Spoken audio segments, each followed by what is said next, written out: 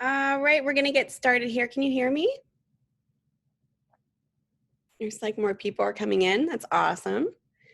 All right, good morning. How is everybody today? Early. Great. Awesome. Well, this is your final week for this class. You guys feeling pretty good this week? How was your, I know a lot of you guys enjoyed playing around with the composite assignment last week.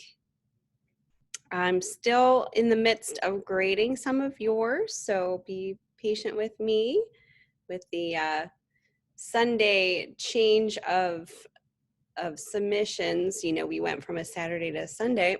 It changes our grading days, so it takes me a little longer to get things done, but I'll be getting to that today. Good. Yeah, definitely an eye-opening assignment. Kind of gets you excited about some of the things that you can do in Photoshop and playing around with the tools. Good. All right. Well, this is, we're in week 4. This is finals week. It is May 18th. Welcome. We are going to be doing a really, I think you guys will enjoy this, this week's assignments as well, because we're going to be utilizing both Illustrator and Photoshop for these projects coming up. So now that you're kind of a little bit more comfortable in each of these programs, we're going to go forward with a little project using both. Does anybody have any questions before we get into this week's lecture?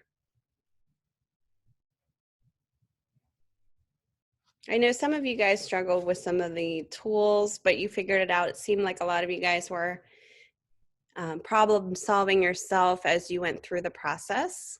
So that's good to see. Okay, good. All right. All right, as always, let's go over our learning objectives for week 4.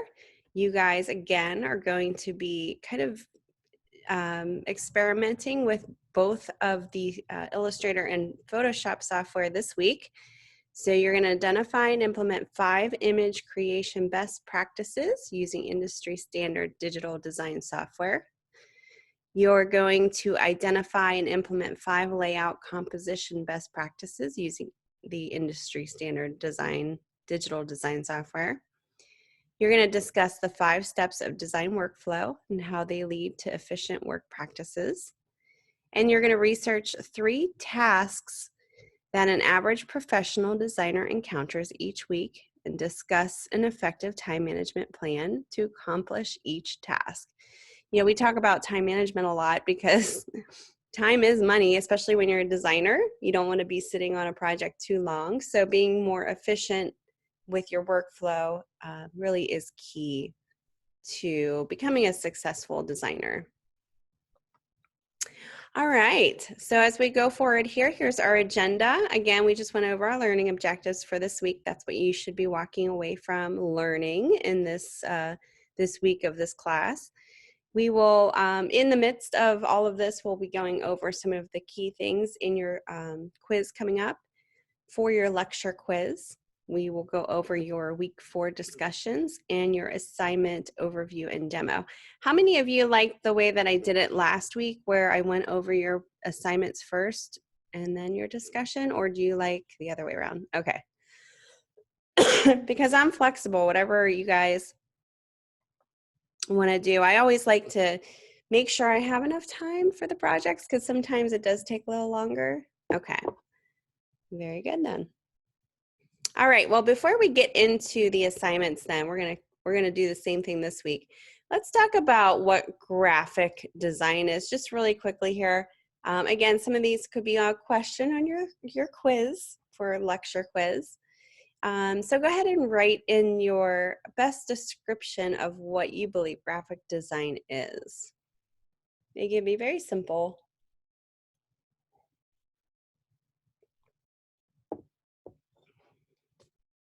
You know, you're going along this journey to be a graphic designer, so it's really important that you understand, you know, what it is how to communicate what a graphic designer is and what graphic design is. It's hard to explain it sometimes when somebody asks you what you do, to put it all in a nutshell.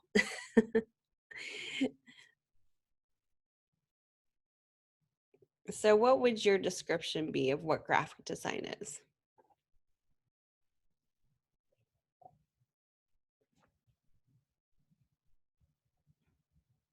Anybody can take it. It's a little early. I know I'm drinking my coffee right now, trying to get some energy in me, right? It is hard. It definitely is hard. Planning and making designs. Okay, you're probably gonna hear my clock here chiming.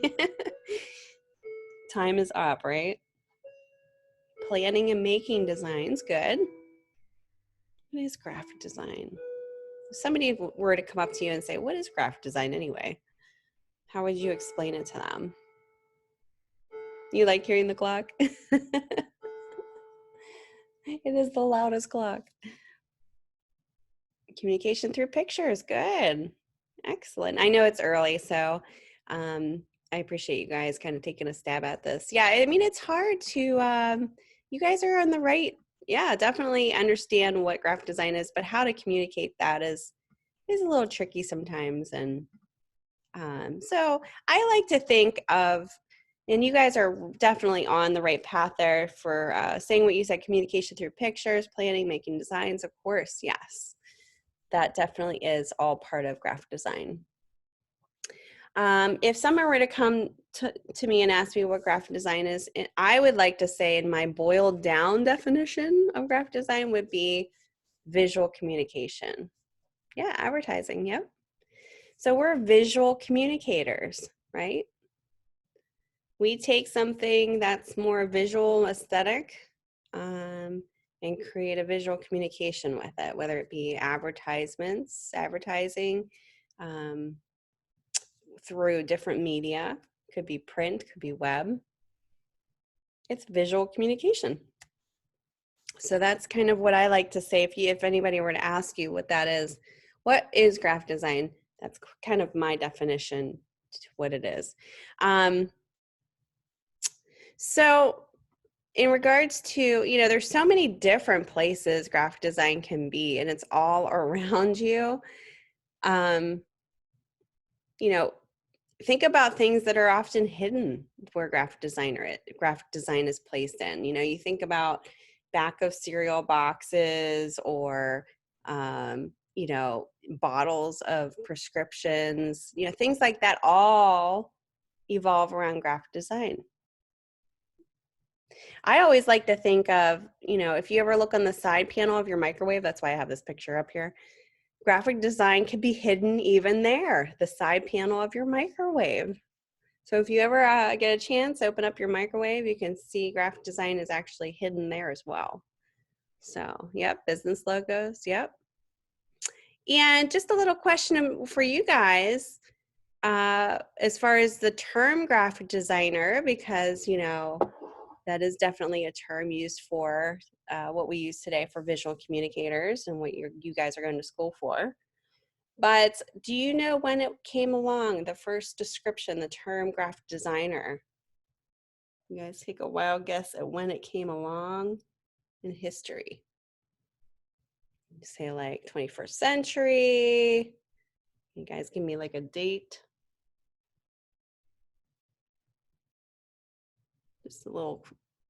Just a guessing game here. 2000, okay, 21st century. So good guess. 1900s, 1990s. 1900s is really when the term graphic designer has been used. And I actually have a little, here, let me switch to I have a little blurb here about it on this website here, 99 Designs. It says here, the term graphic design appears for the first time in 1922. Yeah, see, some of you guys were guessing there. So in his article here, and let me see here, we're talking about, let me go back up here, Bauhaus.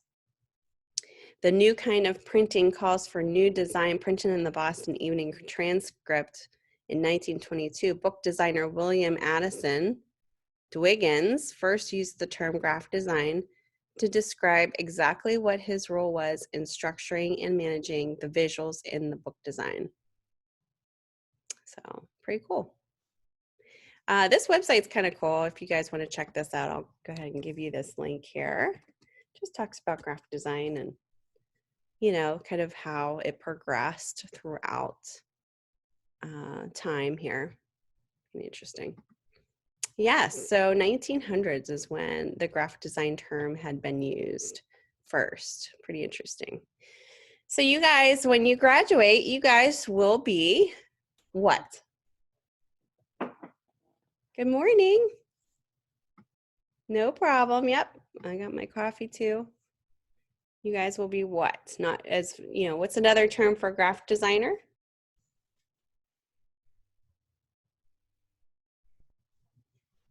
Visual communicators. Say I'm a visual communicator. So that's a good way to sum it up there. All right. Now that we're all awake, right? Talking about like the 1900s. Excuse me. I'm waking up too. Again, we're going to do things a little different here. So I'm going to kind of scroll past our discussions here. We're going to go right to our assignment 4. Exactly. And your assessment 4, because you guys seem to like to do that first. We'll get that going right now and we'll dive right in. All right, so as we go into week 4 again, your learning objectives can be found here, and there's also a little, usually a little motivational video here that you guys can check out, so definitely check that out. We already went through our learning objectives. There's a lecture quiz you guys should be taking. And then, of course, your discussions. I'm going to go right through that right now because we'll get over to that in a second here. All right, so your assignment 4 is going to be, basically we're going to be laying out a design and, you know, looking at the composition of a design, best practices. Go ahead and read through the career relevancy in the background. Just kind of talks about the layout basics, best practices. And this is actually really important to read because these are kind of what we use as designers when we go and, you know, lay out any type of a design. We use usually a grid. You don't always have to, but a grid is usually essential for a lot of, you know, kind of organizing a lot of information. Think of like a website. They always use grids because there's a ton of copy and imagery to organize. So when you use a grid, it easily organizes all of your information and makes it easier to follow and read. So this talks about grid and different alignments, different rows and columns that you can use in a grid. Number 2, emphasis and scale. This is something that I always use for evaluations when I'm looking at design work because I think this is important. What do you guys think would happen if everything was emphasized, say on an advertisement? The images, the copy, the body copy, the headline, the logo. What if everything was equally emphasized? Do you think it would be effective?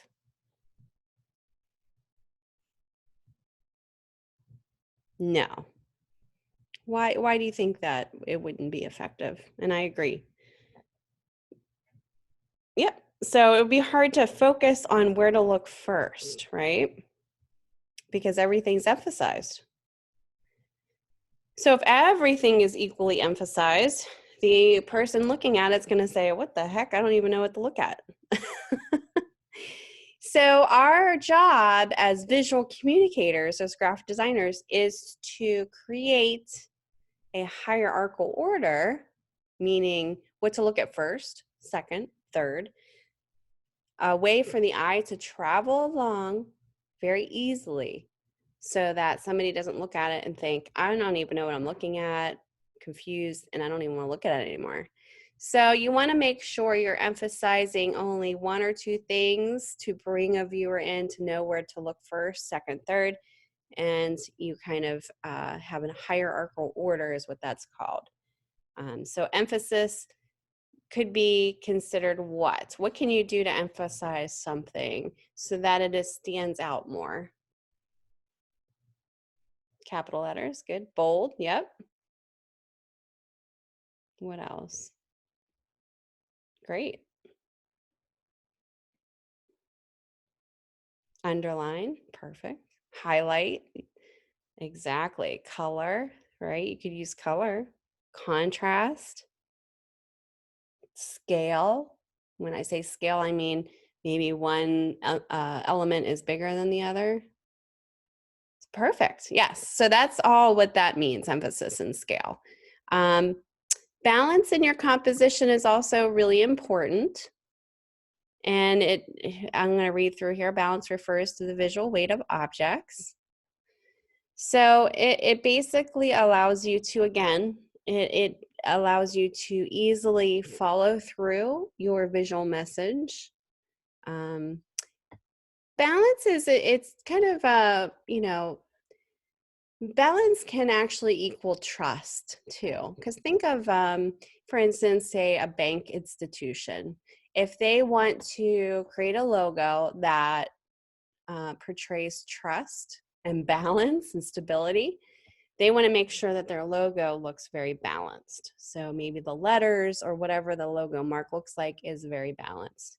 Same with a layout and a composition. You want to make sure everything's balanced, or else it might not flow as easily in that regard. So there could be, two different connotations of this if you're looking at it in terms of what you want to portray as a logo mark, as a brand, if you're using balance, or in a composition itself, you're kind of allowing the equal, even distribution of elements so that you're going through it very easily with your eye. It's easy to look at and to follow. The rule of thirds is a little trickier. Does anybody know about the rule of thirds? Exactly. Yep. Rule of thirds is, I'm going to read this through here. The rule of thirds says that every image can be divided into 9 equal parts using 2 vertical lines and 2 horizontal lines. The name thirds comes from how the picture is split into 3 equal parts. Yep, in photography. Perfect. Yep. So successful images are those in which the subject within the image is placed along one of those intersections between the horizontal and vertical lines. So the rule of thirds is a rule about human visual perception. People's eyes are naturally drawn to certain parts of an image. So using the rule of thirds in your design provides a placement guide. To test your rule of thirds usage, ask yourself these questions. If I were to draw 2 equally spaced vertical lines and 2 equally spaced horizontal lines over this picture, would the figures or subject matter fall into an intersection point? If so, which one? If not, how do I need to crop or adjust the image to see if this happens? I actually have, let me switch to this website here. I think this is really cool. And I'm going to give this to you as well in announcements. This is 10 rules of composition all designers live by. And I'm just going to scroll down here. It talks about, focal points, find your focus. I'll scroll down here, direct BI with leading lines. And you guys can read into this a little bit more. How cool does that look? Let's see here, scale and hierarchy. We just talked about that. You can see it going on here, which is the simple website on the moon is definitely bigger and thicker and scaled bigger in size. So that's the first thing that you see. And then it goes down from there, scale and hierarchy. Balance out your elements. We just talked about balance. Let me zoom out here. Balancing everything out. Here's this looks like to be, what is this? Invitation. There's another one here. Use of elements that complement each other. We didn't talk about that, but you guys can read about that. Contrast. repeat elements in your design, almost like a pattern of sorts. That works really well in publication work because it helps with unity. White space, embracing the white space. You guys will learn that as you go forward, something that you learn as you go through the process. Aligning elements. We just talked about alignment. You know, especially when you have a lot of different elements, you know, using a grid is also helpful. Okay, so this is where we come to our thirds, and this is an example here of the rule of thirds, which is a simple technique. So you can see the lines in this are being drawn over top of this design. So by placing the focal points at each line intersection, so right where these intersect are the focal points.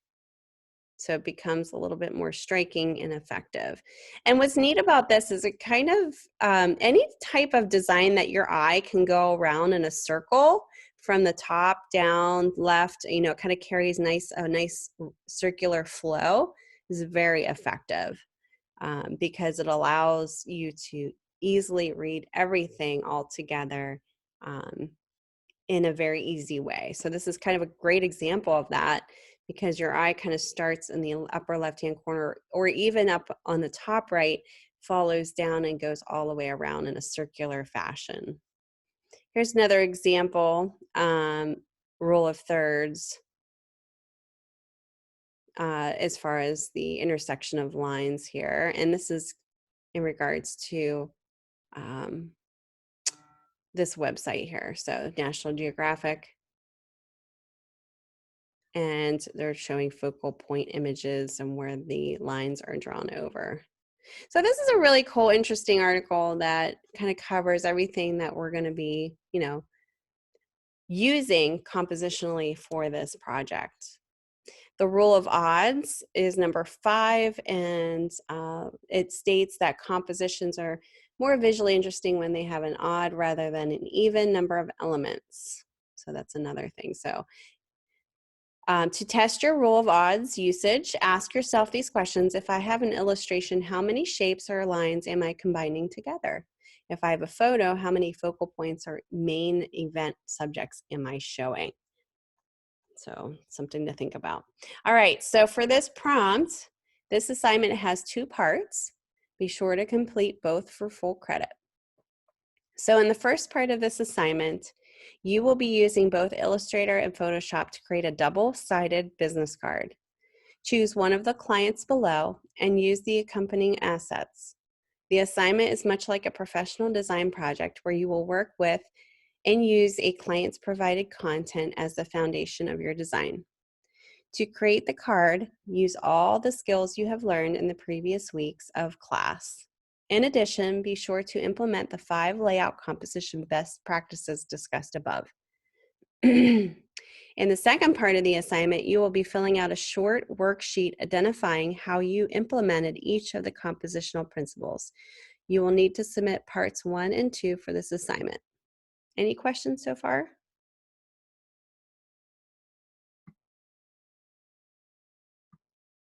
No. Okay.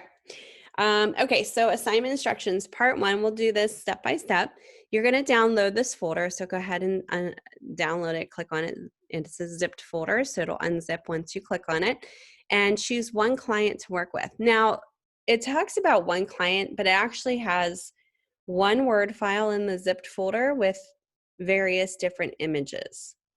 So it's a little confusing in that regard. So you're really going to be choosing whatever is in that Word file as your client, and then you're going to choose a picture to go with it. You're going to open the photo in Photoshop. You're going to use a transformation layer, layer effect, layer blending mode, shape, etc. to change the image in some way. You don't have to use all of those, just whatever you believe would be most effective, or what the look that you are achieving or wanting to achieve. Be sure that your change feels cohesive with the client's business. Crop the image if you feel it needs to be altered to better follow the rule of thirds, and save your Photoshop file as such right there, okay? So we'll do that first, and let's see here. open up Photoshop here. And I already downloaded, let me share my desktop. I already downloaded my folder, so I'm good to go there. And, think of me as the instructor. It's always good to think of your instructors as being the client. When you receive feedback at any point, we kind of act like clients. So we're giving you the feedback that you need to make those adjustments. So if you, receive any type of, let me redo my workspace here. If you ever receive information from me, like revisions, think of me as a client of yours. So FYI. Okay, so I'm going to go to open, and you have, it looks like 1 to 5 clients here. I actually started to do some work on one of these, so that's why you see more than what should be in here. Here, let me actually delete that out because I was actually kind of working with this just to see what I would do with it before you guys came into lecture here. Let me get those pictures out of here. And these are all JPEGs. Okay, there we go. So you should see client 1, 2, 3, 4, 5 to choose from. All right, so I'm going to open up 5. So it's completely up to you. If you kind of want to play around with all of them at first, that's fine too. So I'm going to do this one because I think it looks really cool. And in Photoshop, again, you have your layers panel box here that you have to really pay attention to. So make sure that that is pulled out so that you can, manipulate it. I'm going to unlock it, double click on top just to unlock that so I can make some changes to it if I need to. All right, so this is a pretty symmetrical image. It's very graphic. The perspective of it's kind of cool. There's some really neat colors going on here. So that's kind of why I wanted to go forward with this one. If you want to, you can kind of start thinking about your the next step in this. Let me go back to our prompts here. Because basically I'm going to read through part 2 because that has a lot to do with what's going on in part 1. So you're going to create a document in Illustrator once you're done doing those changes. It must have 2 artboards and be size 3.5 inches by 2 inches. It can either be vertical or horizontal, so portrait or landscape basically is what that means.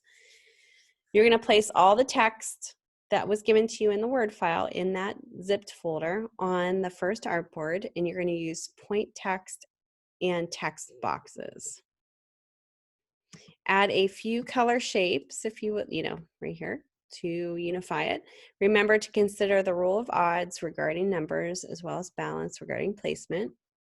You're going to open the Photoshop file within Illustrator, copy and paste your Photoshop image onto the second artboard. You will most likely need to resize the image so it fits. Excuse me. You're going to save this file as your Illustrator file. And then here is the downloaded, I'm sorry, not downloaded. Here is the file that you need to download, which is your Word doc, that you will be answering. You will answer each of the 5 questions with a 100-word response based on the business card that you created. And you're going to save that as well when you submit it. You're going to submit both your Illustrator and Word doc files when you're done. So that's kind of, there's really 3 parts to this if you think about it, because this is kind of like the 3rd part. So don't forget about that as well. 100-word response based on the business card. I would say all together.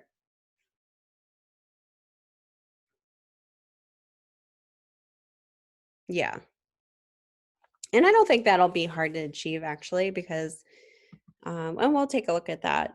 We'll take a look at that list too, but I think you'll be okay with that. It's more of like why you did what you did.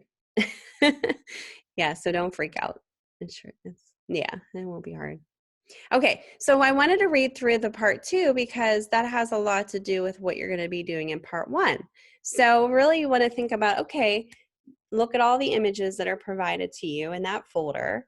And then you want to think about, how am I going to lay this out? in Illustrator? Do I want to do a more vertical or do I want to do a more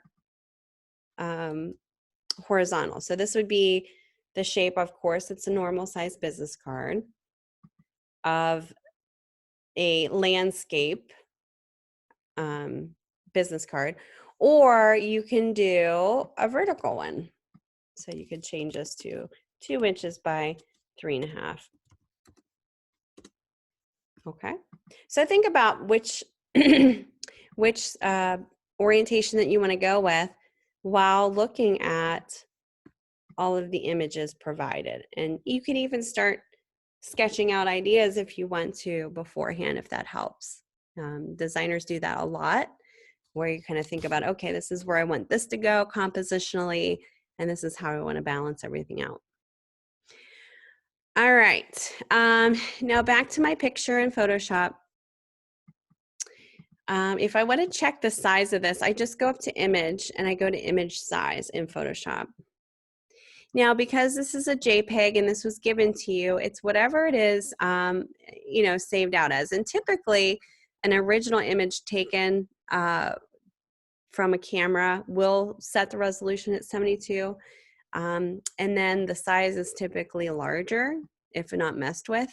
So you can see that this is 83 inches wide by 55 inches high.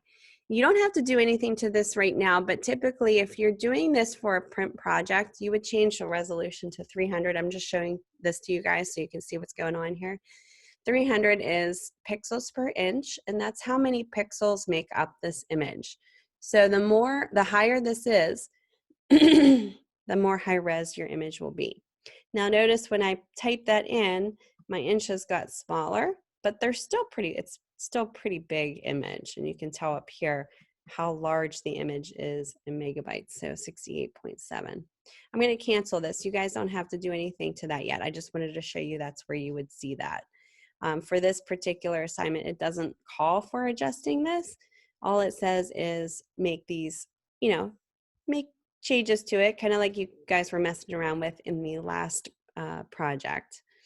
All right, so it's completely up to you what you want to do. I'm just going to show you some ideas. So I'm going to copy this original layer. I'm going to go ahead and drag this down here. I'm just going to make a copy of it so I'm not messing. I can always hide this layer, but I can actually go in here and do some really cool things. I can take my selection tool and I'm going to do like a rectangle selection here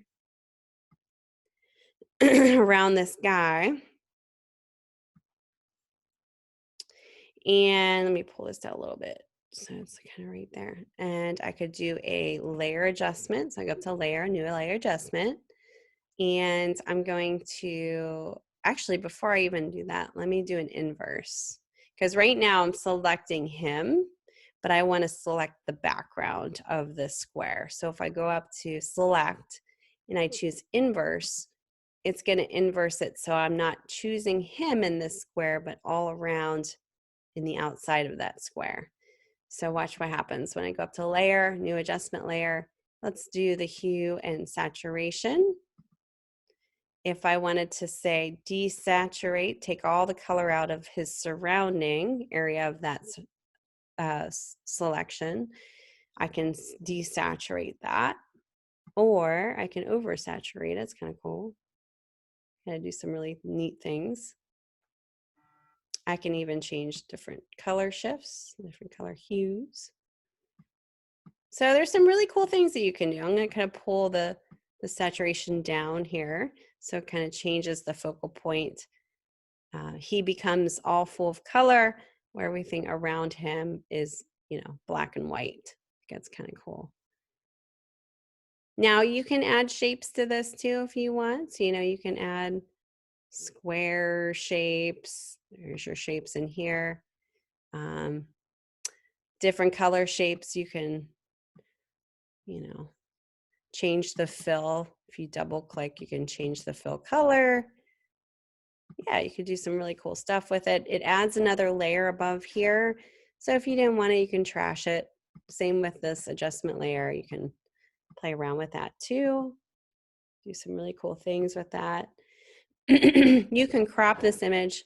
So let's say the rule of thirds, For instance, if I didn't want him to be very, center, I can go to, and I don't know if I showed you guys this, this is the crop tool in here. It looks like a little bracket.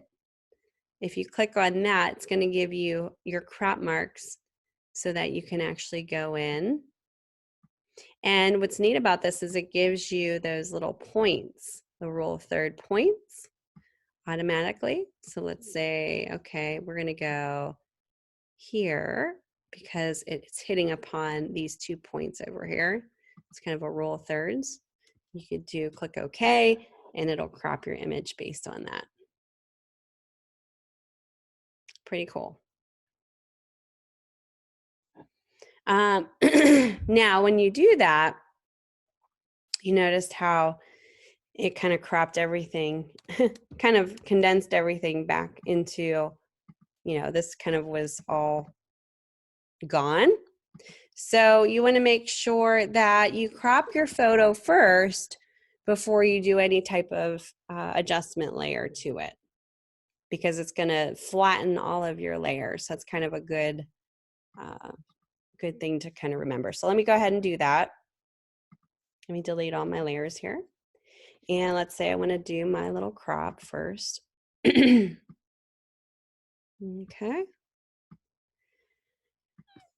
Crop it. And then, excuse me, guys, I'm having an issue here with my throat.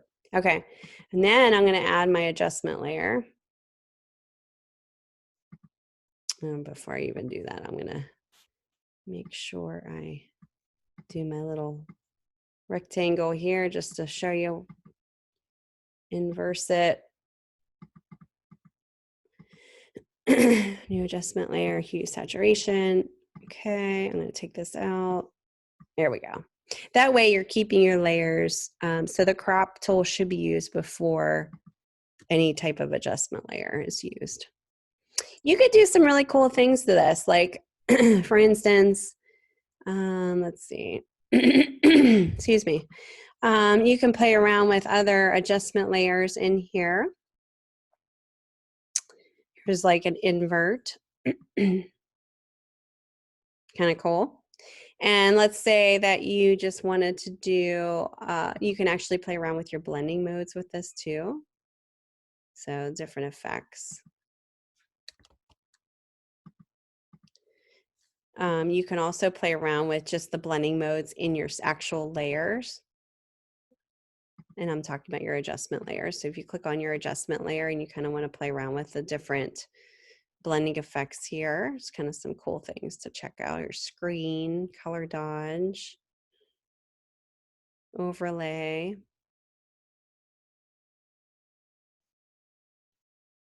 Some really cool things that you can play around with. Luminosity, color.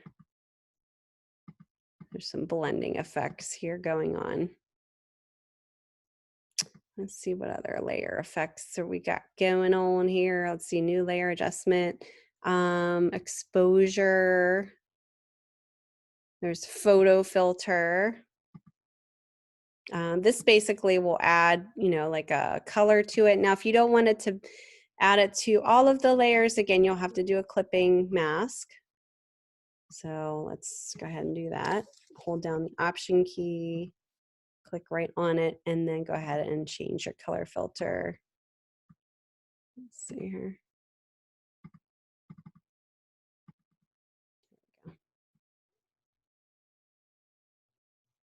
Play around with that. Now there's different types of filters in here you can play around with, different colors. It's kind of cool. Sepia tone, yeah, I just saw that comment, sorry. Here's sepia. And this is the density. So if you don't want it to be at 100%, you can kind of play around with that. So there's really different cool. And then if you don't even want it, you could just delete it, so it's kind of easy to control there.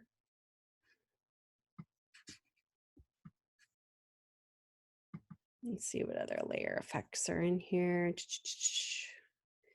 Invert, posterize.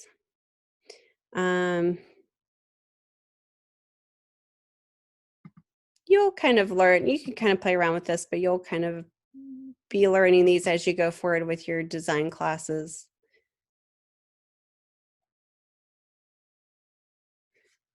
It deleted that layer. Clip has changed saturation. Were you holding on the Option key when you did that? Excuse me. Okay. Yeah, so were you doing it like this way? Doing clipping mask? Oh, okay. That's really weird. Because it should just add it to that. It shouldn't delete the layer.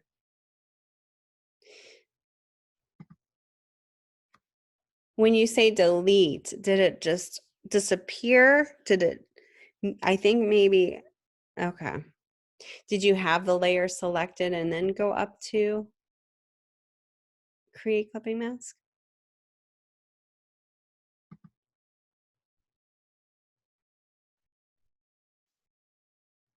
Okay, that's really weird. I'm not sure why. I'd have to look at that. Yeah, it shouldn't delete it. It should keep it. It should keep all the layers open and viewable here. So that's really odd. I'm not sure why that did that. All right, well, something to definitely take a look at. All right, so when you're done, I'm gonna go ahead and save this image. We're just gonna save it as a Photoshop file because it doesn't quite say to change it to a different format. So I'm just gonna save it as a Photoshop file. And then I'm gonna go into Illustrator when I'm ready to place it in here.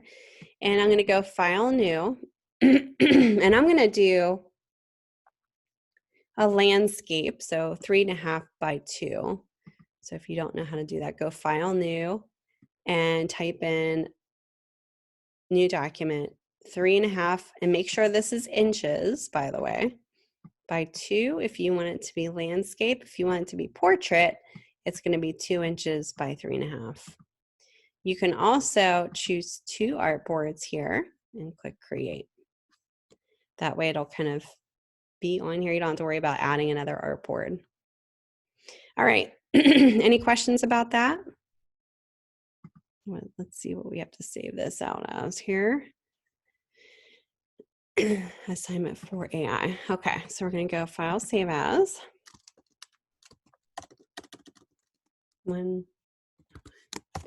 Assignment 4, first, last name, and we're going to save it as an AI file. Save. Good. Okay. So the first page, your first artboard is going to be where your Word doc is going to be on, and your second page is going to be where your image is on, and it tells you right here. Place all text on the first artboard. Add, shapes, colors, whatever you want to do. Think about composition. And then number 4, open your Photoshop file within Illustrator. Copy and paste your Photoshop image onto the second artboard. You can resize it to fit.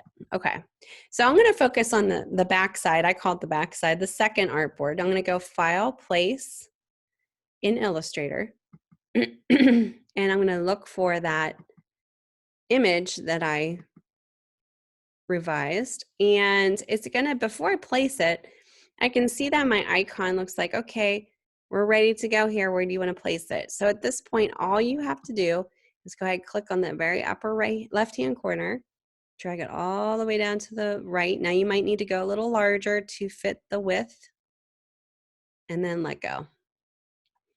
And I can show you how to crop this in here if that bothers you, that it's kind of going over the artboard here. If you were to just want to quickly look at this in presentation mode so that you don't see that bleed of that image, you can go ahead and click presentation mode, hit escape to escape out of it. So that's like right here under your toolbar. Looks like two little files here. This is a little bit more advanced. I'm going to show you, and you can kind of You can do this if you would like I said, if this is bothering you, all you need to do, and this is a little advanced, so don't worry about it if you don't want to do it. Take your square tool in Illustrator. Hold on, let me move this over just a little bit. Make sure this fits widthwise. Okay. And you're just going to click one time on your artboard, and you're going to size this the same size as your business card, so 3.5 by 2 inches. Click OK. And put that right on top. Actually, let's get rid of our, let's just give a stroke here. Okay, so with that selected, and you don't have to have like a big stroke on or anything, just a square. Hold the shift key down, and with this square over top of our image selected, hold shift and select your image in the background. So you have both of them selected. And then go up to Object in Illustrator and go to Clipping Mask and Make. And that's how you can clip it so that you don't have any over. Now I thought I was a little off there, so you can see a little bit of a white gap, so I might have to undo that. How you would undo that is just click right on the image, go up to Object again, Clipping Mask, and Release. So it's always going to be there. Let me zoom in here because I think I have, oh, it doesn't look like a gap. I might have to make this just a little bigger so I don't have any weird gap there. But that's how you would do it. So Object, Clipping Mask, Make. And that kind of clips it in there. Looks like I still have, I think it's because I have my stroke set to white. But that's how you would do that if you want to kind of make it look like it's not running over. Okay, any questions about that? Placing it in, file place. Good so far? Okay. Okay, so your Word file, your business card text is in that folder, and it says business card text, and this is all it has. So you just have to select it with your type tool. Command C is copy, or edit paste, or edit copy, sorry, not paste. Edit copy with it selected. Go to your first page, your artboard, take your type tool, and it's up to you if you just want to click one time and do Command V with your type tool. Just click it one time on top of your artboard so that the type is ready to go to place, and then do an edit paste or Command V. Now it's not, you know, obviously if I select all, I can change the, you know, this is all too big right now because it's 12-point type. Pay attention to that.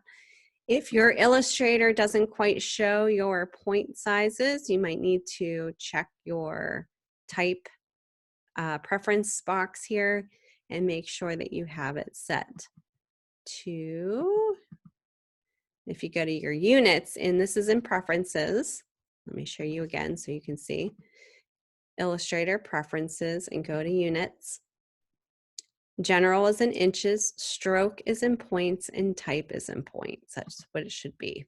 So when you go back up here in your preference, I'm sorry, in your presets, or again, don't forget, you can also pull up your panel, your character panel, to change the font and the point size here as well. So there's always a couple ways to do things.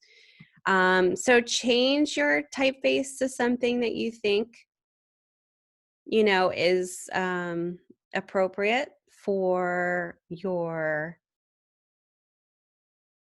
client. Now think, this is an architect, so you want it to be more,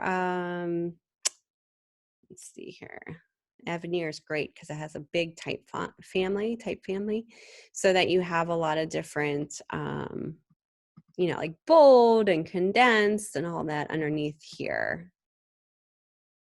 But pick something that's somewhat neutral in regards to, you know, you don't want it to be too fancy or too feminine looking. You know, you want it to look modern, because that's what architecture is kind of like graphic design in a way, where it's more modern looking. So I wouldn't use too much of a decorative font, per se. I would keep it to a more neutral font. So this is a sans serif typeface that would work perfectly for this. And think about your overall hierarchy, right? So maybe the name is bigger and everything else is smaller. Typically on a business card for the body copy, for instance, this information here would be between like 9 and 10 points. 12 is getting kind of big. I would go maybe 9 points. And the name can be bigger if you would like. I'm going to go like 11 points. And don't forget, you can always use emphasis in regards to your, you know, bold, your different type families here, where you can change it here as well. You can also make, you know, maybe just the name in all caps, you know, kind of play around with that. But, you know, try to stick with maybe 1 or 2 typefaces. I would stick with 1 just to make it look more unified. If you have too many typefaces, what happens? What do you guys think? What if I use like 3 or 4 typefaces for each of these lines of text?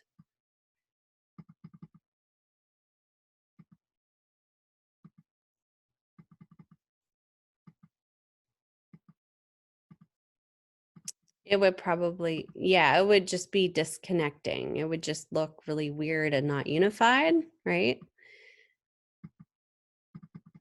Maybe all these will be all caps here, just for. All right. You can also play around with the kerning and the tracking, and that's, you know, the space in between your letters. For this, maybe spacing it out may look really nice to give it that breathing room. And then think about spatially how this kind of all falls together. Typically on a business card, you have the name and the title together. I'm going to do maybe this bold and maybe make this like smaller. And then let me get this a little bit smaller. Oh, that's a little bit too small. I wouldn't go beyond an 8 for this. Let me go 12 on this one. But typically you have the name and the title, and then maybe a space, and then either the, you know, obviously you don't have a address, but here you have your website and your phone number.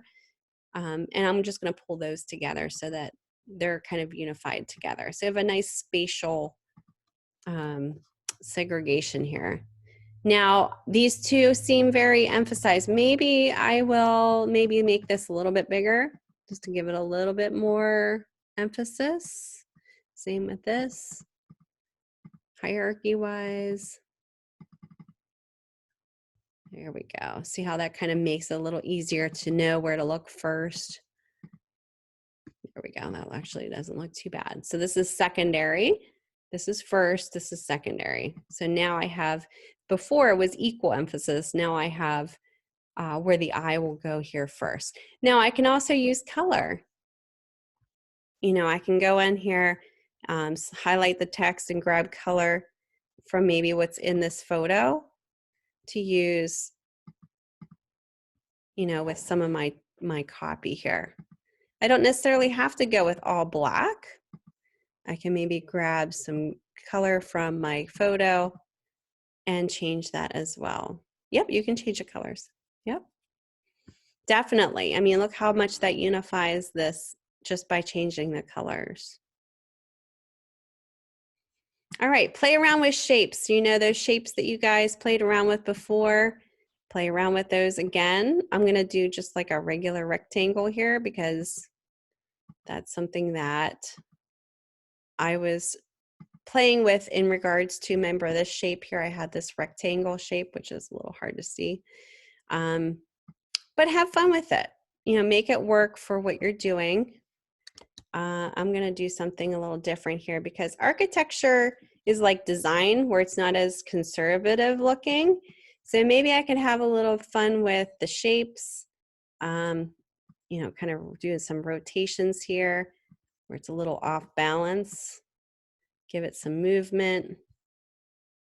This is kind of a fun client to work with because you can do something a little more fun, you know, and it's not as it's not as rigid and conservative looking. Now maybe rotating this, but copying that same shape and then giving it a different color that's within the, I'm going to change my width of my line too. That's in my business card color-wise, will unify it even better as well. And then repeating maybe these elements so that they unify front and back might be kind of cool to do it too. So I'm just going to bring this to the front. I just copied and pasted it over. And then maybe adjusting it so it works for this image.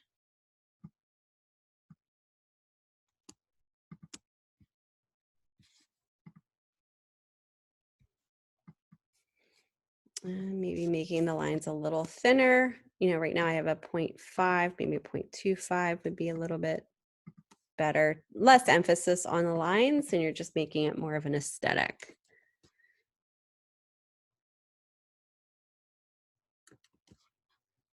Okay, so this can be very simple. You know, I can even dial down the opacity of this if I think that's a little too crazy. Let's see where my opacity is over here. Pathfinder is always great to show. Let me see where my Pathfinder, properties. If you have your properties box up here, this is kind of where you can change opacity. Here's my opacity of this line. So let's say if I wanted to give it like a 50%, it's not as harsh of a color. I can change it there. And maybe in this instance, I'm going to make it white, make it show a little bit more contrasted there.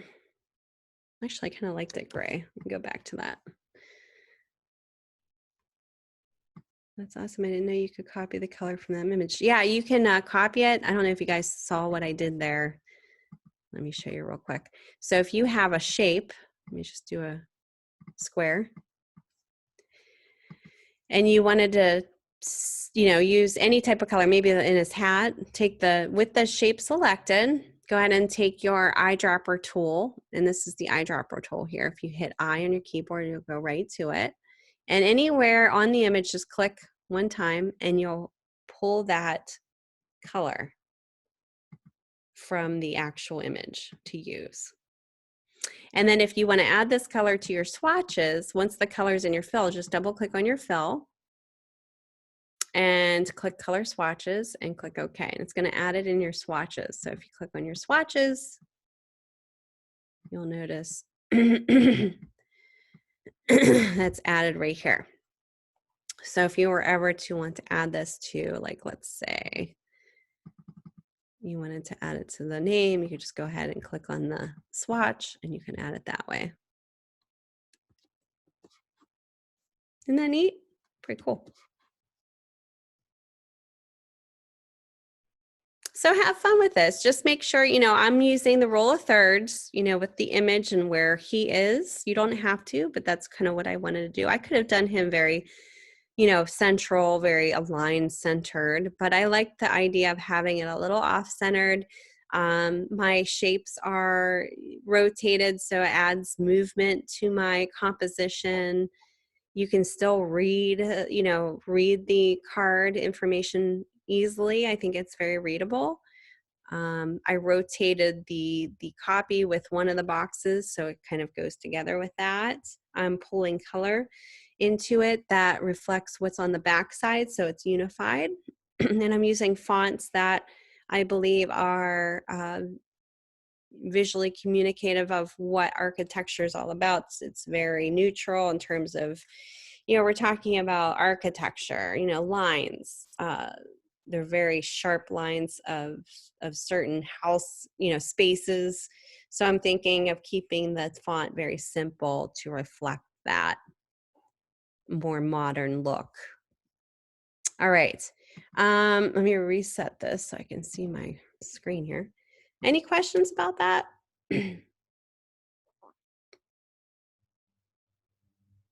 you can add like a background color too. I kind of kept it simple, so I have more of a white here, but you know, if you wanted to, you could add, just make sure that you have enough contrast to read your copy.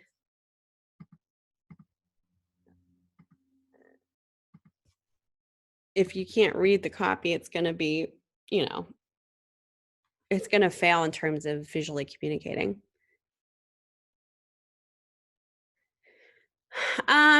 I would say if you used font for like a handwriting of you know, usually handwriting of any architect is hard to read. It's kind of like doctor's handwriting. You can use a script for maybe just the name, you know, and then keep everything else very neutral. So that's another option too. Like for instance, if you wanted to, let's see if I can find a good script font for this. Like say, like you said, you wanted to kind of put like more of a handwritten look to this, that's fine. I would just suggest if you do any type of script font, do not use all caps. All right, so what I would do, because it's very hard to read, I would just go ahead and uncheck all caps and, you know, find something that's, you know, a handwritten font that would work for this. I wouldn't go too fancy, maybe try to find something more naturally handwritten. Like this is a little bit too fancy. That's more of like a wedding invite look. Let me see if I can find something more natural here. I'm not sure what I have. I think I have all fancy fonts in here. Less handwritten ones, but you can definitely go on and you know, download some free ones if you believe that it would work for this.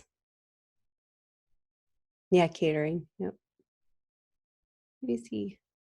They have all very not naturally handwritten ones. I got some crazy ones on here. Yeah, so you definitely can do something different, like for the name.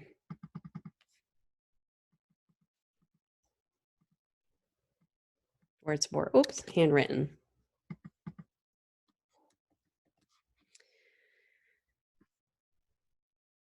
Don't forget to, you have some really cool options, like say if you wanted to play around with transparency, this is white fill with some transparency, just simple things like this is kind of neat to play with. Let me bring my properties box back up.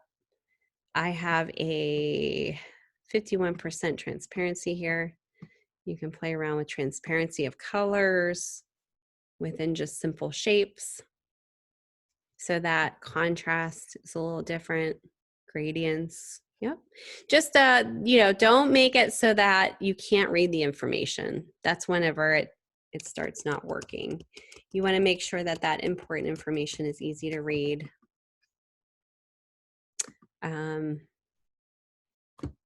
So that it doesn't get in the way of the information.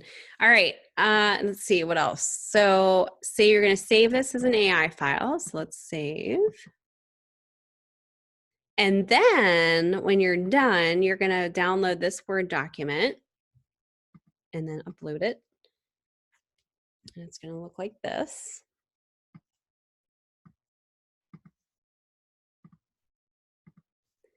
And you're going to answer the questions in here. So you don't have to do 100 words each response. It just has to equal 100 words. But I think this will go fairly easily for you guys because it's just asking basically why you did what you did. So grid usage, how specifically do all elements line up together? So I would just say, you know, I used a rule of thirds for both of the sides of my business card to align in a way that's, you know, focused on the rule of third focus areas. Emphasis and scale, you know, to talk about how the emphasis that you created maybe with your type, talk about color, font, thickness, bold, you know, what is the main event in my design and how am I showing it? You might want to talk about both sides, front and back, in regards to that. You're going to discuss balance. How do my elements balance each other out? So you might talk about how you're using white space. White space is kind of like negative and positive space, you know, when you're discussing that, like all the, maybe you're balancing out your type with elements that you put on the other side, you know, kind of talk about how you're going to balance those out nicely so that it's not lopsided, you know, it's not heavy on one side and light on the other. Rule of thirds, we just talked about this. If I were to draw two equally spaced vertical lines and two equally spaced horizontal lines over the picture, which intersections to the figures or subject matter is in the picture fall into?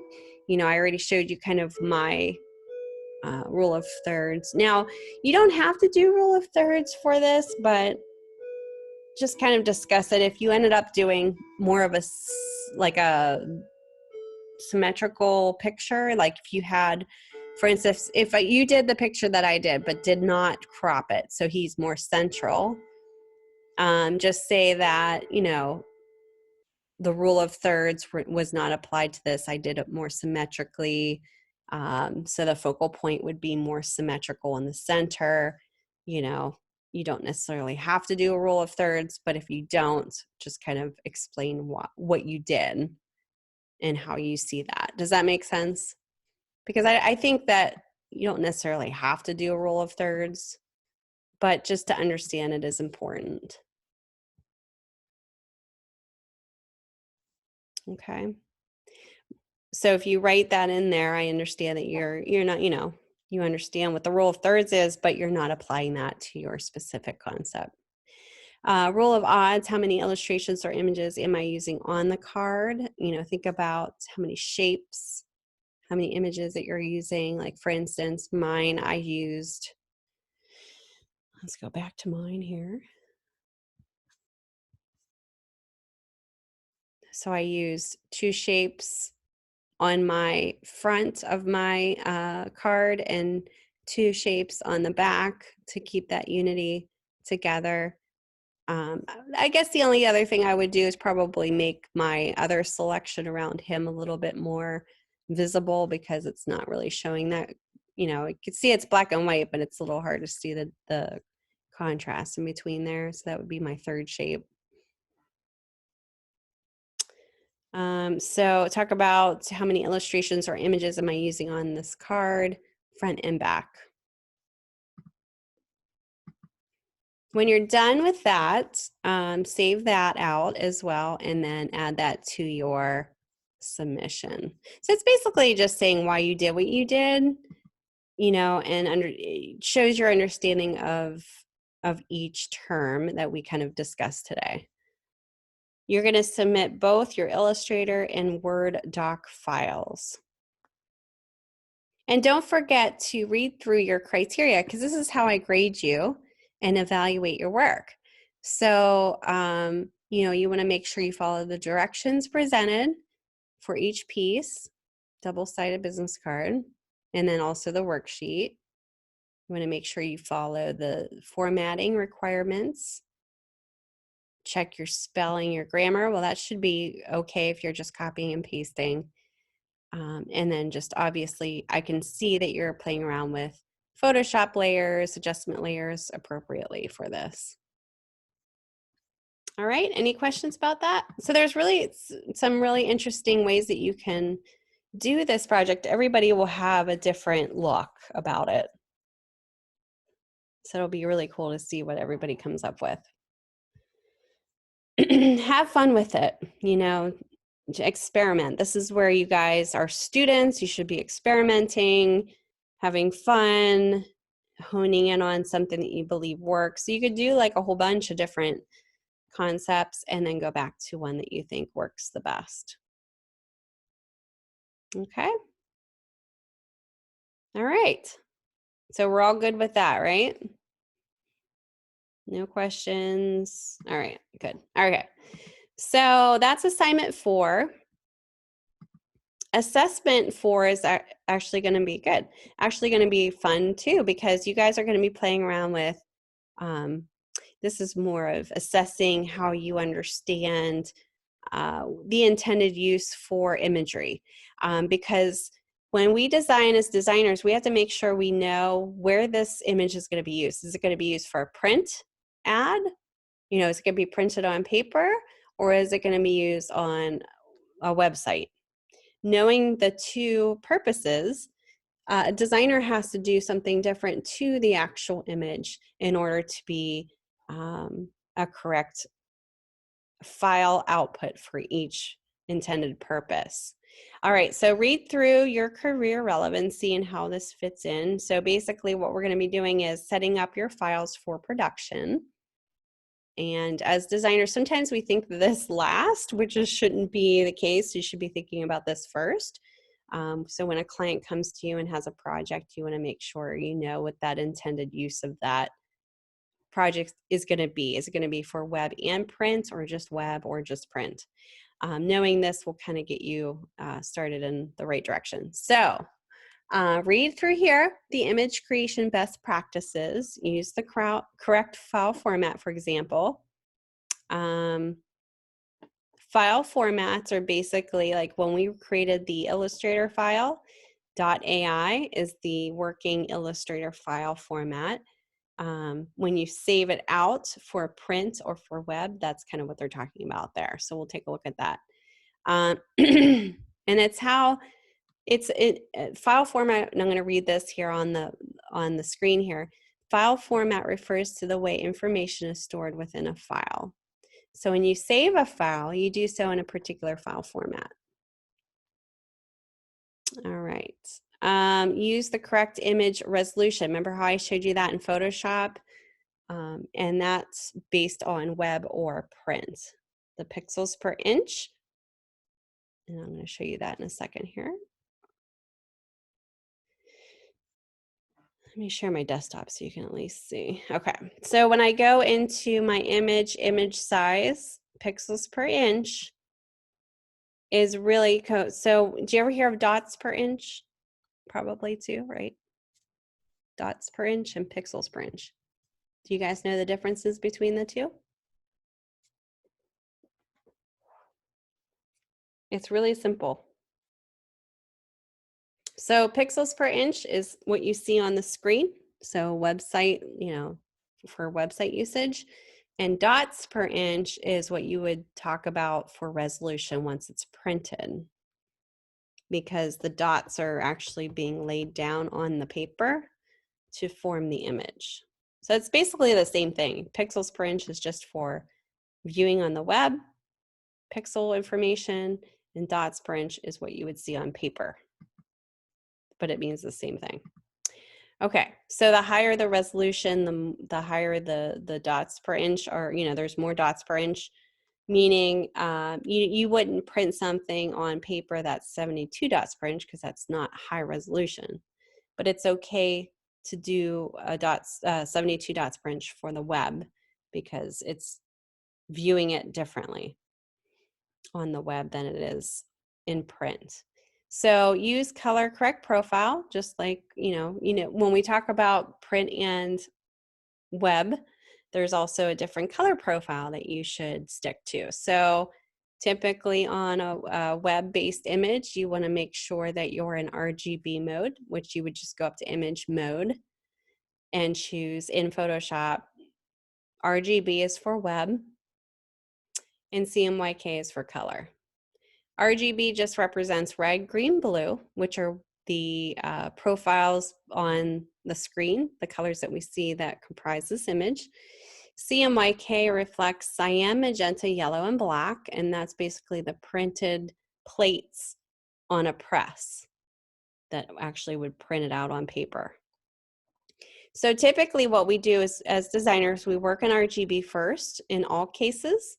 And then when we're gonna say this card is gonna be printed in paper, on paper, right before we save this file out, we go to CMYK color. We just switch it to CMYK, click OK. It switches the color profile so that it's ready to print, and I send it to the printer the mode is changed. Sometimes the colors in the actual image change. I'm gonna undo. You can kind of see what that just did there, redo. It kind of makes the colors look a little different when you switch it. So you wanna make sure that you know that there's no big color shift, especially if it's a logo of some sort. You wanna make sure you get, you know, maybe a color proof done beforehand with the printer. But know the differences. So we have RGB is for web and CMYK is for print. Crop an image to focus on important parts. We talked about that. Balance light and shadows. It's basically talking about contrast. Now can we balance things out? Okay, so for this assignment, you will analyze the following 5 images. There's going to be 5 images in here. Implementing image creation best practices. You're going to download this folder, and each image is in its own folder. In addition, each folder includes a checklist as well as a document overviewing its intended output. So you're going to open each image in Photoshop. With the image open, also open the intended use document and checklist. I would do this one by one. Read through the intended use file, open the checklist, update the images to make them appropriate for their intended use, make any notes or updates on the checklist to make the image appropriate for its intended use, save each updated file back into its appropriate folder within the larger folder, and you're going to change the name of the larger folder to assessment 4 _ your first and last name, and then you're going to zip it once you're done. It seems like a lot, but I think once you get in there, you'll understand that it's not too bad. All right, so I'm going to go to Photoshop, and I'm going to show you how I would start this. So I'm going to go File, Open. I already downloaded my folder, so I'm going to go to my desktop here. You can see image 1, 2, 3, 4, 5, all are folders in that folder. So I'm going to go to image 1, and I'm going to open up image1.psd. That's the first image. Now, before I do anything, I have to open up the checklist, the Word file document that was added to that. So I'm going to go back to that folder, and I'm going to open up that worksheet. Let me make sure I'm just sharing my desktop here so you guys can see everything I'm doing. Okay, here we go. All right, so this is showing image 1. This is in the image 1 folder with this image here. You can see that right there. Okay, so right now it's telling me this intended use is for the website, for a website. What changes did you need to make to this image? So if somebody came to you and said, this image needs to be shown on a website, what would be the first thing that you guys would do with this image?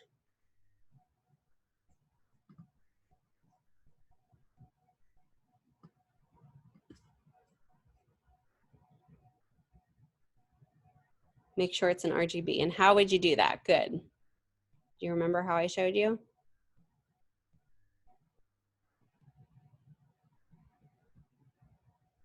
In Photoshop? Where would I go? Do you remember? Image, yep, image, and then what? Mode, yep, perfect. So it's already in RGB, so you don't really have to make any changes there. Good. All right, what else would I check? If I knew that this was gonna be placed on a website, what else do I need to check besides color mode, profile? Resolution, perfect. And how do I do that? You guys are on it today.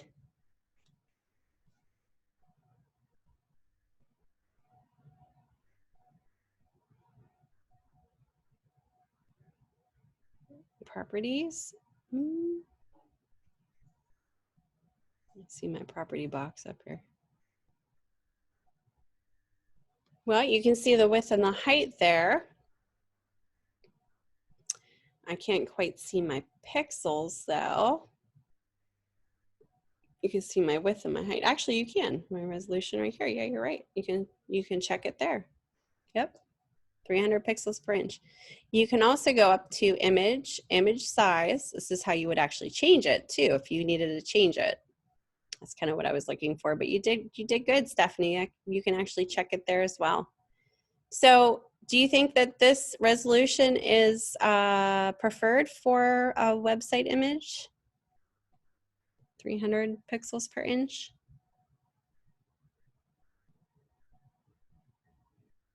$72. Yeah, so you would just type in 72, click OK. And then in your checklist, you could say changes made to this image in order to be website appropriate, used for website, changed resolution to 72 pixels per inch. The color mode was already set to RGB. Okay.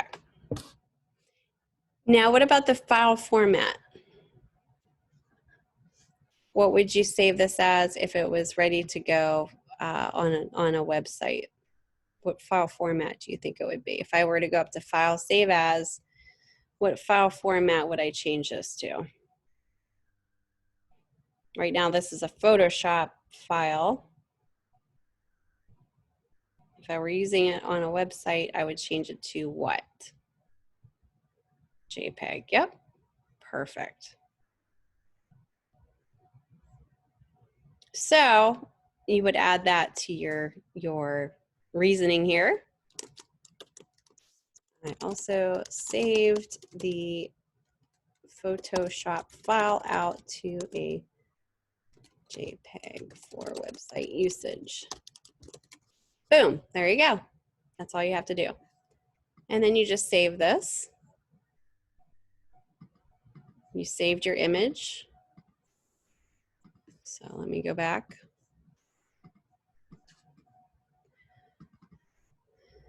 Image 1, I saved my JPEG in there. I could just delete my PSD file. I don't even need that anymore. My worksheet's in there, I'm good to go. So the next one, I would open up my image 2. Actually go into Photoshop here, go File, Open, oop, not in Bridge. Hold on 1 second, guys.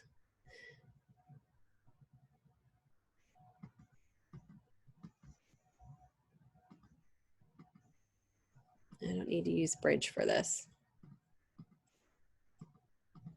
I hit the wrong button. Clicking too much here. Okay, image 2.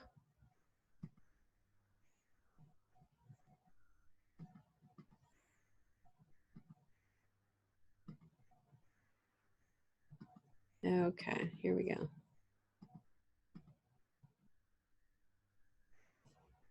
Give me 1 second, guys. Give me problems here.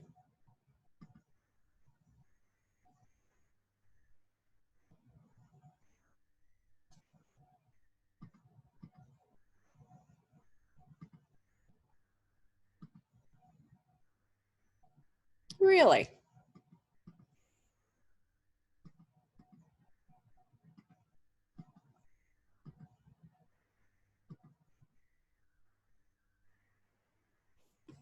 Okay, that's interesting.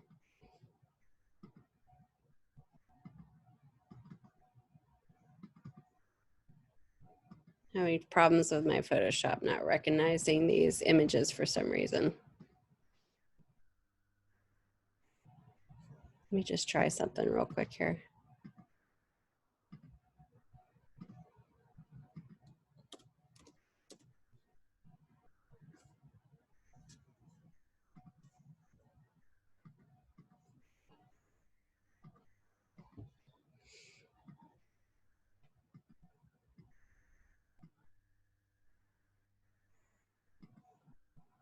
All right, let me just download this again. I think something wacky is going on with my computer here. ever since I hit that Bridge software. Right, exactly. Assessment. I got all kinds of stuff in here. Hold on one second. Here we go. Let me just download this new folder here. I don't know if I just quit out of here. See, we have issues too sometimes, right? Yeah, it's Bridge. I don't know, maybe Bridge is messing with me here. Try this again.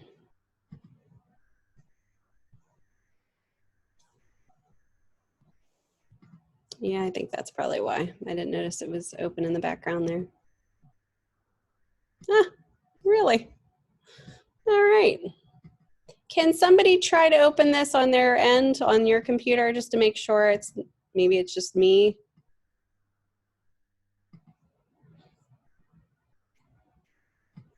Test my theory out here. Okay. Let me see if I could open the first one, because I could open the first one to show you what I was doing to it. Oh, I can open the first one. Look at that. All right, so we might be having issues with the actual files. Which is important, because if we are, I have to figure out what the heck's going on. Somebody just tested on their end just to see if maybe it's not just me.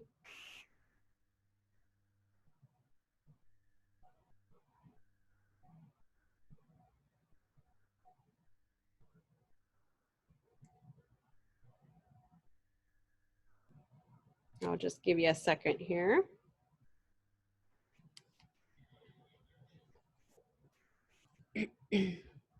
If it is something that's happening on your end as well, I'm going to have to obviously get those images replaced. Just kind of bear with me. Okay. Bear with me there. Now, if you are, let me just go forward here so we're not wasting any time. I'll wait and see what's going on there. But once you click on, let me open up the other, at least, let's see here. Image 2 worksheet. This is for printed purposes. So you would basically do, and I'm going to do it to this one because I can't open the other ones. You would change the color mode to CMYK for printed purposes, right? Because we talked about the color profile. And then the image size, we would keep it or change it to 300 pixels per inch. All right, for image number 2. Okay, so make sure you're 300. If you need to change that, you can. Now I can't open up my image 2 to show you that, but that's what you would do for that. And then whenever you're going to go save it, you would do a save as. And does anybody know what you would save a printed file as? What file format for a print? For, say, if you're sending it to a printer, there's 2 that you could actually do. 2 file formats that you could do, and it depends on what the printer would want. Yours says no too. Okay. All right. Yeah, I'm gonna have to contact somebody about that. Looks like all files in there. Image number 1 is not able to be viewed. So let me go ahead and check that out. I will send an announcement to you guys to let you guys know when that's fixed. So for print, you would either do a high-res PDF, which would be a Photoshop PDF, or a TIFF file. Either or. You could do one for, if you wanted to just state one for your worksheet, just say a TIFF file would be good. That's a TIFF file is a file that doesn't throw out any type of pixel information. When you save it as a JPEG, it's a condensed file. That's why it's good for a website, because it condenses it. The file isn't as large to load. It's a smaller version of that file, but it also throws out pixel information, meaning it's a lower res file.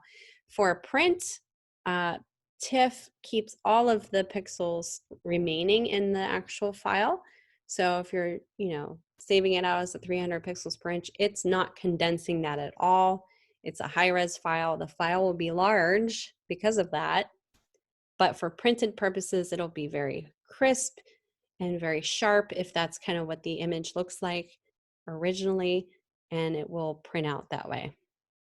So that's why you would do a TIFF and click save. So in your description there, you would just say, for print, I converted this to a CMYK color profile for image number 2. I also changed the resolution to 300 pixels per inch. And you can say how you did that by going up to image, image size, and change the resolution pixels per inch to 300. And then you can also say in order to save out for print, I did a file save as, and I saved it as a TIFF file, or you can say a high-res PDF, which would be a Photoshop PDF. Does that make sense? So each of those, which hopefully we'll get that figured out here, you're going to open each of these, and then you're going to open up the document and see which purpose that these intended purpose are. It switches back and forth.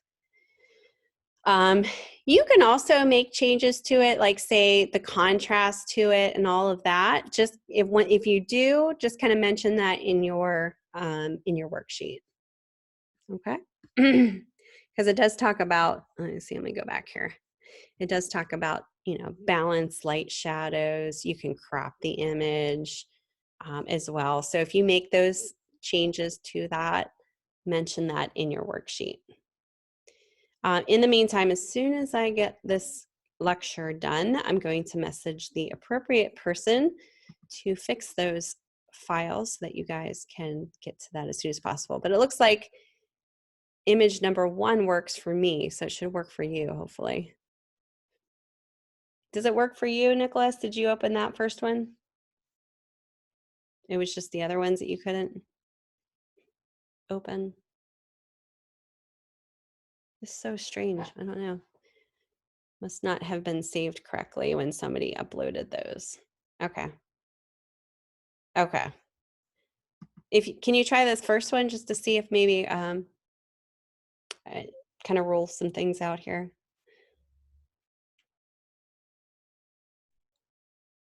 Please.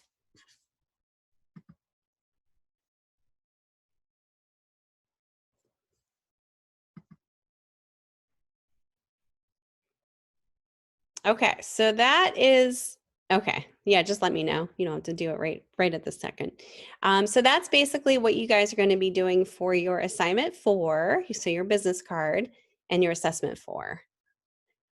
Besides the images not opening, does anybody have any questions about either one of those projects that you're going to be working on? And like I said, once I figure it out, I'll let you guys know so you know that it's ready to be worked on. Okay. All right, so that we got the projects out of the way. Let's back it up and let's go to your discussions. And a lot of you guys are getting this started, which is great. So I'm going to go, oh, and also don't forget you have a career integration quiz along with your live lecture quiz this week. So make sure you're answering that for an easy 15, I believe it's 15 points towards your grade as well. And just answer substantially and make sure it's specific to this course. So don't forget about that.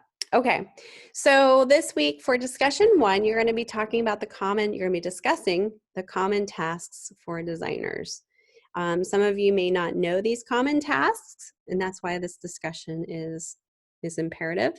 So go ahead and read through the career relevancy. It just talks about, again, time management, background, talks about meeting with clients.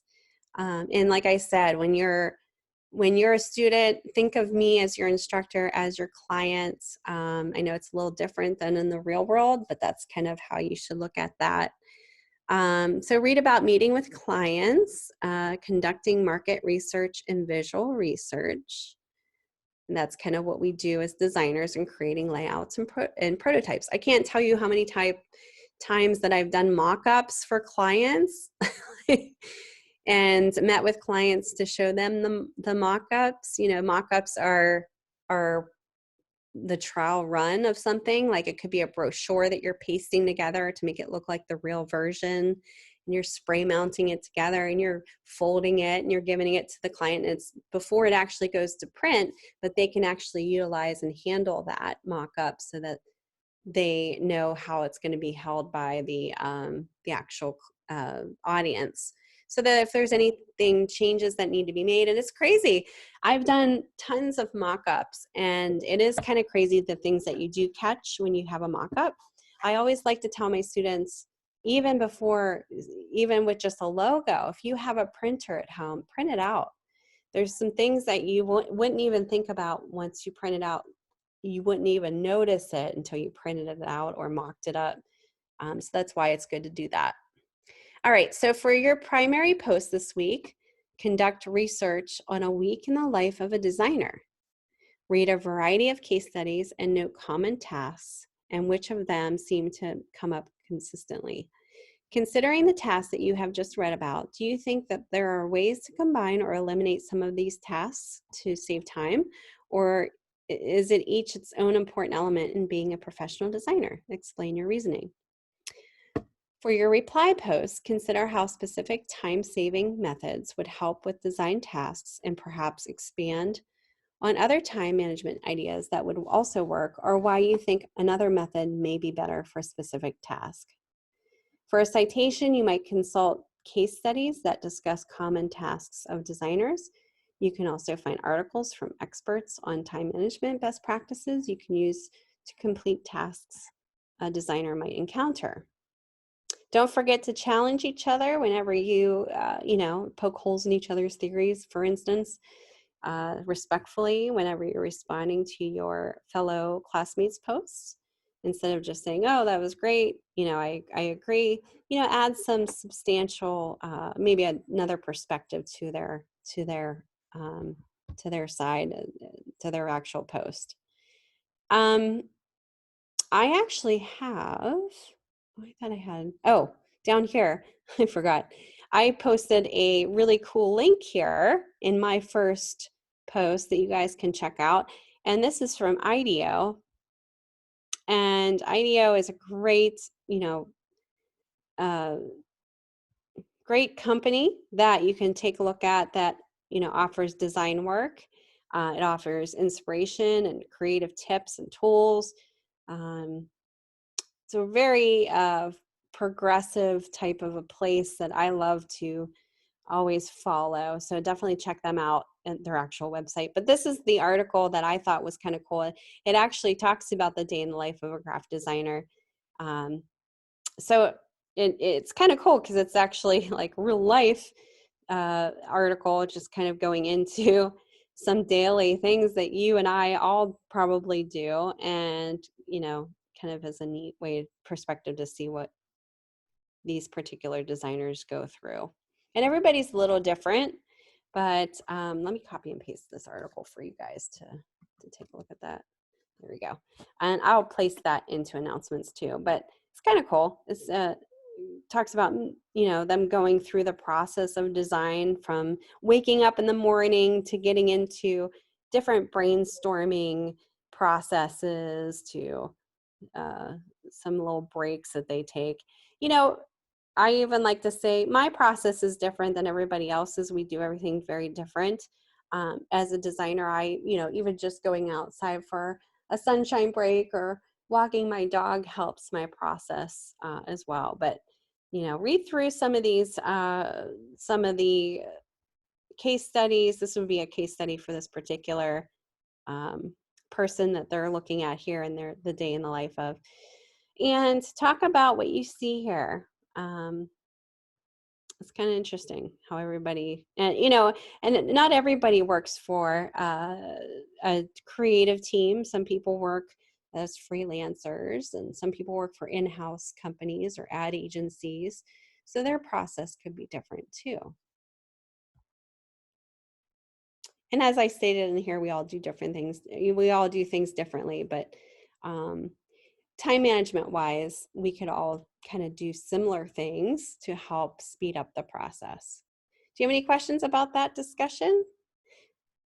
So it'll be kind of a nice little peek into the world of how designers work. Okay. And I think you can look up case studies if you just do a general search. Let's see here.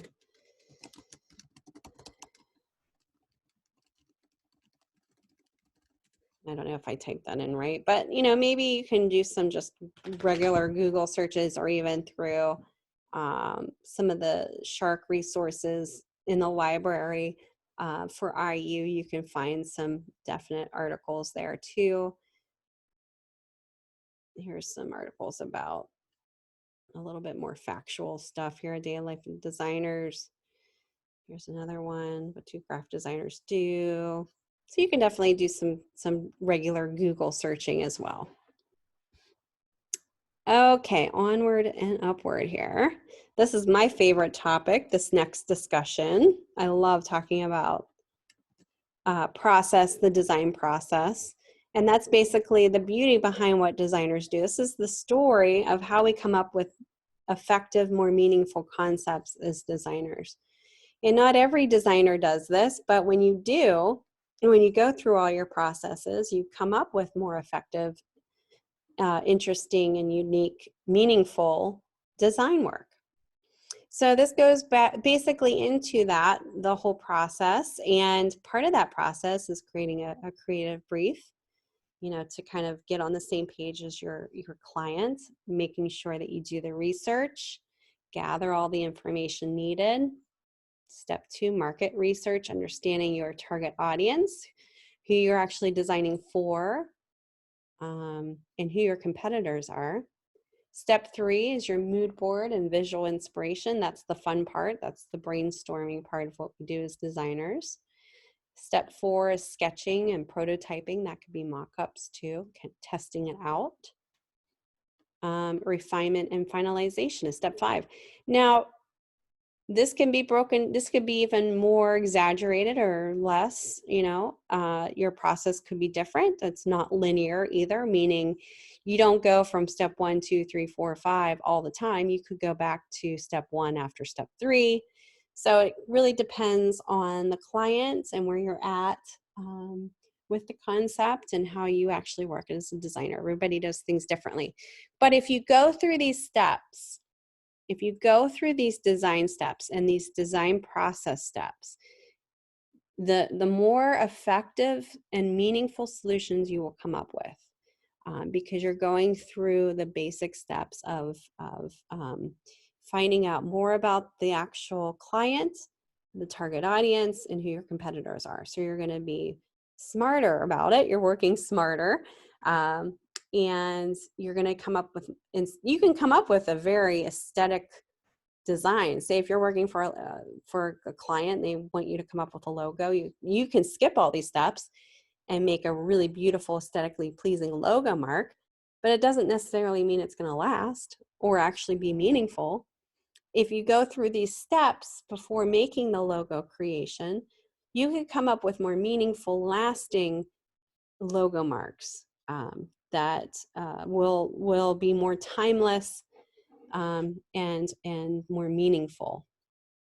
Okay, so that's kind of, usually clients don't see this either. They don't see the side of what we do. This is all what we do on our part of our creation of our processes, and they shouldn't really be privy to a lot of this stuff. Maybe sometimes they'll step into the finalization or looking at some of the thumbnails, but typically you don't really want to show them too much because clients don't understand the process either. So you don't really want them to get too involved into the process. But the more that you do this, the more you practice this, the quicker you are with these steps as well. So, okay, so for in this prompt, in this discussion, imagine that you are visiting your local high school to give a career day presentation on being a graphic designer.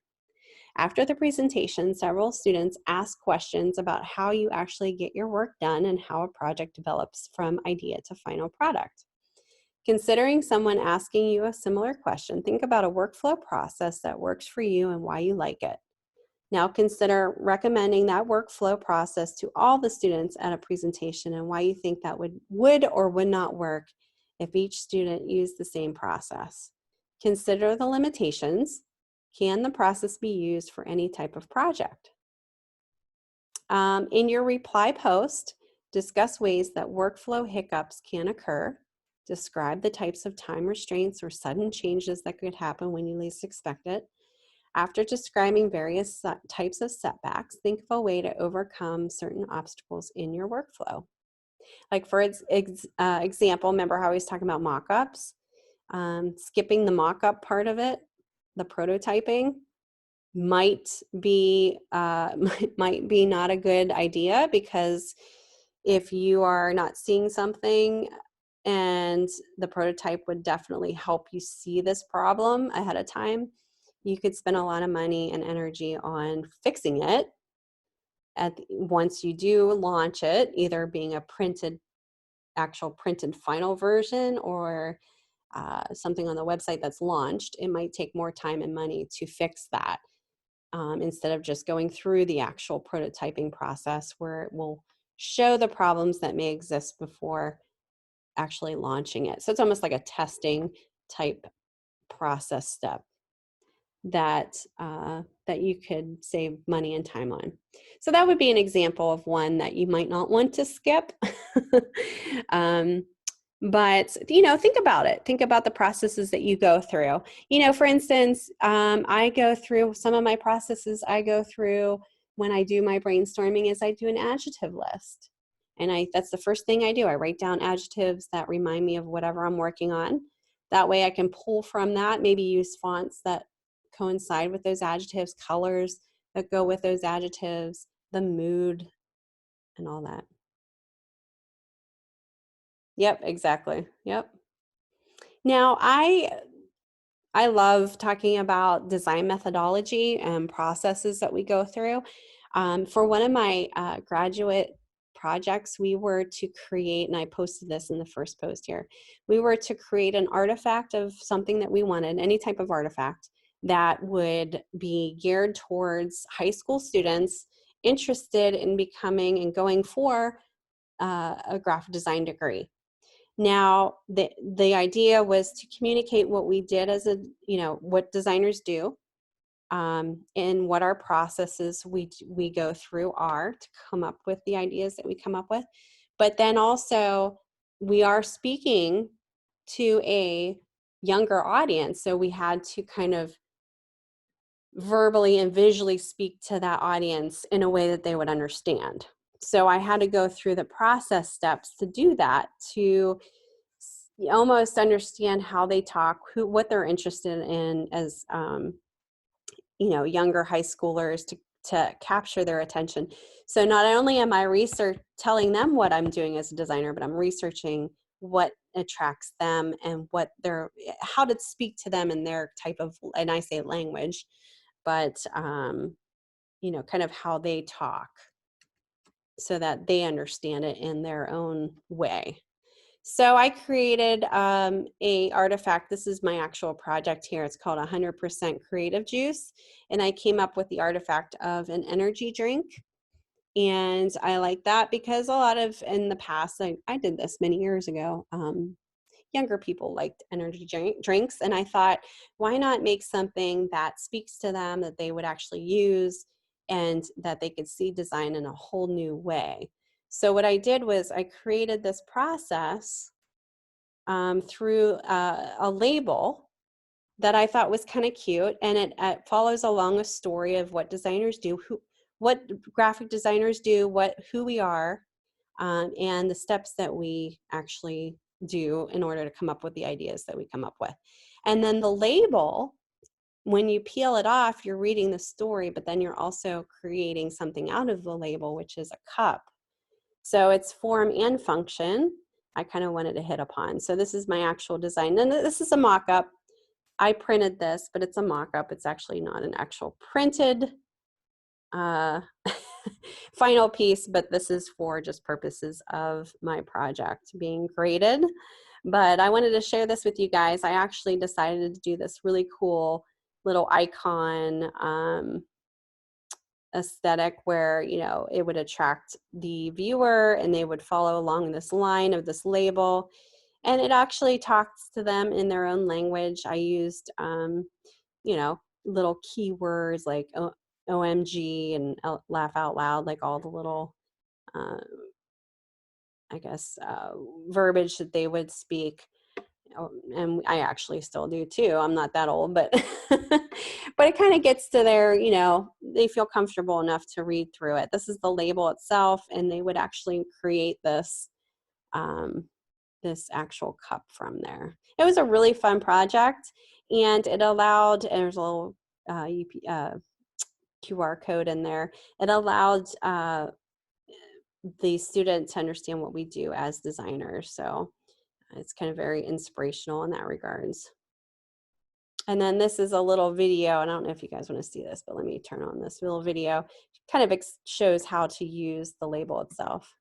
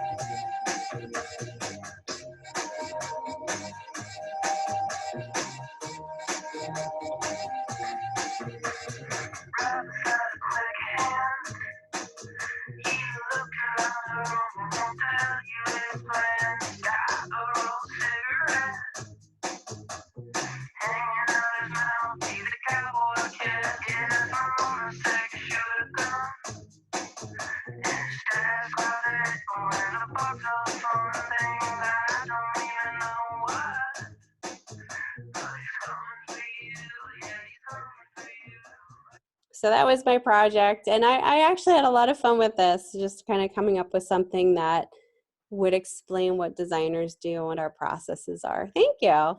Yeah, it was kind of cool. It was fun. So the inside of the label went through the processes here. I know you guys can't see it real good here. Let me try to zoom in on the, but it talks about the processes, just kind of what we're going to be talking about in this discussion. Here we go. This is kind of a little easier to see here. So number one is defining the problem, which is in red. You know, this would be kind of like your creative brief. Number two, which is in orange, is do your homework, so your research. Yeah, observe, think, make, yep. Number three is the brainstorming, so that would be like my adjective list, my mind maps, you know, whatever works for you. Number four, let's see here, we got 3, 4 is my roughs. So this is where you would do like your sketches, and then you would go to your analyze, which would be like, okay, is this working, refining, and then finalizing would be kind of, again, prototypes. If you have something that needs to be handled in certain ways, like a brochure or something that needs to be followed along in a certain way. Finalizing would be like ready to get launched, prepping your files, and then launching itself. So, but I just wanted to share that with you guys because this is all part of the process that we do as designers. So this is kind of what we are going to be discussing in this week's discussion, which is pretty exciting. Oh, thanks. That was kind of fun. And then not only did I have to do that project, you guys, to come up with that idea, but I also had to show, I had a 100-page process book that I had to submit with that to show how I came up with that idea.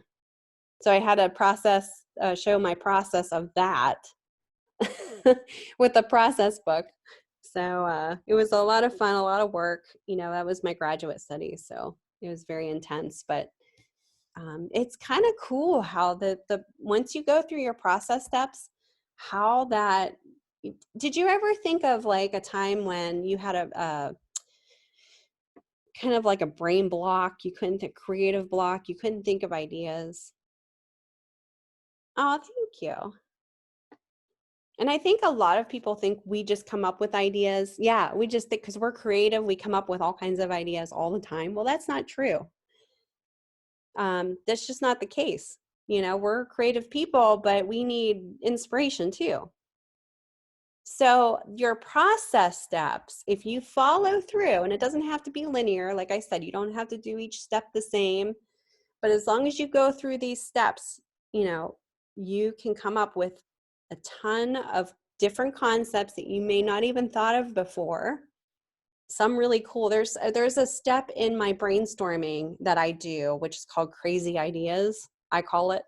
And I just jot down some crazy wild ideas that like maybe won't even work, but it just pops into my head.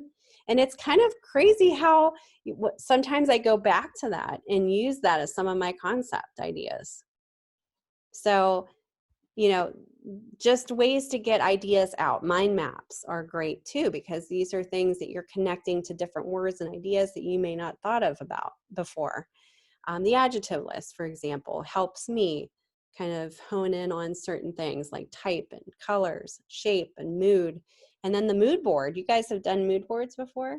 Yep. Mood boards like Pinterest. You know, doing an actual mood board kind of gets your concepts into a focus, you know, where you want to place your actual brand or your idea. Yeah. So doing that research helps. You can see where your competitors are, you know, align your brand accordingly, or your whatever you're working on accordingly to it, so you're not totally outside of the ball field there. You know, keeping it relevant.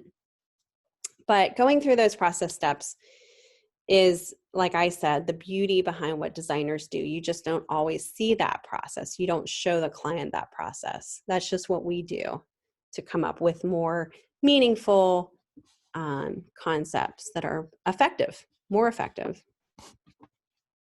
All right. So we're good with that as far as discussion 2 for week 4, correct? Any questions about that? Good to go. Okay. You guys are so good. Thank you so much for coming in for this final week. I'm going to miss you guys. It doesn't mean I'm leaving though. I'm going to be here all week. And don't forget, Shannon is also available. She's great. I will be checking in. I will be finishing grades up probably by this evening, hopefully. And I'll look into that image problem as soon as we get off here for your assessment going on. I'll let you guys know what's going on with that too. But thank you guys so much for being here, and you know, finish strong. A lot of you guys, I have 3 sections of this class. A lot of you guys are doing excellent. We have a lot of amazing work coming through here, which is inspiring. A lot of students doing their work, which is inspiring. Yes. Oh, you're welcome. Oh, thank you, Stephanie. Thank you, Marie. You guys are all, you know, just keep up the good work. End strong. If you succeed, I succeed. And it's all true. So you let me know if you have any questions going forward. And like I said, I'm going to look into that image issue as soon as we get off here. All right, guys. Well, you enjoy the rest of your day. You're welcome. Feel free to reach out to me if you have any questions going forward. Enjoy your day. All right. Thanks, guys.